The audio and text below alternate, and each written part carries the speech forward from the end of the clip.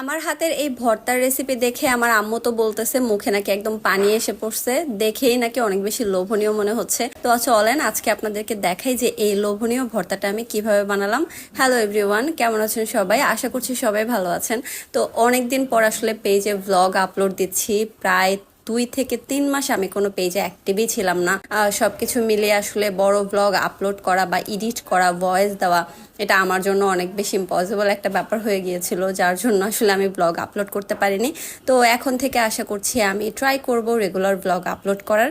তো অনেক বকবক করে ফেলেছি। প্রথমে যেটা করেছিলাম সেটা হলো বেগুনটাকে আর হচ্ছে এখানে আলু কেটে নিয়েছি আর টমেটো। তো এই 3টা জিনিসকে আমি হলুদ, লবণ আর মরিচের গুঁড়া দিয়ে ভালো করে মাখিয়ে এটাকে ভেজে নিয়েছিলাম। আর দেখেন ভাজাটা এমনভাবে ভেজেছি যেটা কিনা আপনি এমনিও ভাত দিয়ে খেতে পারবেন। তো সুন্দরভাবে সেগুলোকে ভেজে নিয়ে একটা সাইড করে রাখলাম। এখন হচ্ছে দেখেন কতগুলো আমি শুকনা মরিচ নিয়েছি। যারা ঝাল পছন্দ করেন না তারা কিন্তু ভুলেও এতগুলো নিতে যাবেন না, তাহলে কিন্তু একদম পেটের অবস্থা 12টা বেজে যাবে। তো আমি অনেকগুলো পেঁয়াজও নিয়েছি সাথে। এখন হচ্ছে মরিচগুলোকে ভালো করে ডলে নিচ্ছি। মরিচটাকে ভালো করে ডলে পেঁয়াজটার সাথেও ভালো করে মাখিয়ে নিতে হবে। আমি কিন্তু এখানে আগে থেকে যেহেতু লবণ দিয়ে ওগুলোকে ভেজেছি, তাই খুব একটা লবণ কিন্তু এখানে দিব না, লাগলে পরে ব্যবহার করব। তো এখন হচ্ছে সব কিছুকে একসাথে মাখিয়ে নেওয়ার পালা। আমার আলুটা আসলে অনেক দিনের পুরনো আলু ছিল, যার জন্য যতই আমি এটাকে সুন্দর করে ভাজি একটু শক্ত শক্ত লাগছিল।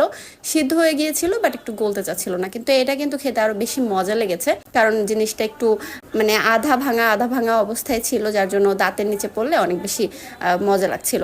তো ভর্তাটা কিন্তু আমার বানানো হয়ে গেছে। আমি ধনিয়া পাতাও দিয়েছিলাম, আর তেলটা আপনারা দিতে পারেন, সরিষার তেলও ভাজতে পারেন। তো আমি সয়াবিন তেলে ভেজে নিয়েছিলাম। এখন হচ্ছে মাখিয়ে এটাকে খাওয়ার পালা। বিশ্বাস করেন ভর্তাটা আসলেই এত বেশি মজার ছিল, যেটা আমি আপনাদেরকে বলে বোঝাতে পারবো না। আপনারা যদি এই সেম টু সেম ভাবে ট্রাই করে থাকেন বা ট্রাই করেন তাহলে বুঝতে পারবেন যে আসলে আমি সত্যি বলেছি কিনা। আর এই ভর্তাটা একটা জিনিস হচ্ছে মিসিং, সেটা হলো লেবুর রস। আপনারা অবশ্যই এখানে লেবুর রসটা ব্যবহার করবেন। ভর্তাটা বানানোর শেষ পর্যায়ে গিয়ে লেবুর রস চিপে দিবেন, তাহলে ভর্তাটার টেস্ট আরও 100 গুণ বেড়ে যাবে।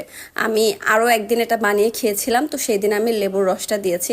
মূলত আমি আসলে একটা আপুর ভিডিও দেখে এটা বানিয়েছিলাম। তো আপুর ভিডিওটা দেখে আমার এত বেশি লোভনীয় লাগতো, যার জন্য আমি অনেকদিন ধরেই প্ল্যান করে রেখেছিলাম যে আমি এটা বানাবো। তো আজকের ব্লগটা কিন্তু আমার এই পর্যন্তই। আপনাদের কাছে যদি রেসিপি ভালো লেগে থাকে তাহলে অবশ্যই লাইক অ্যান্ড কমেন্ট করতে ভুলবেন না। আল্লাহ হাফেজ।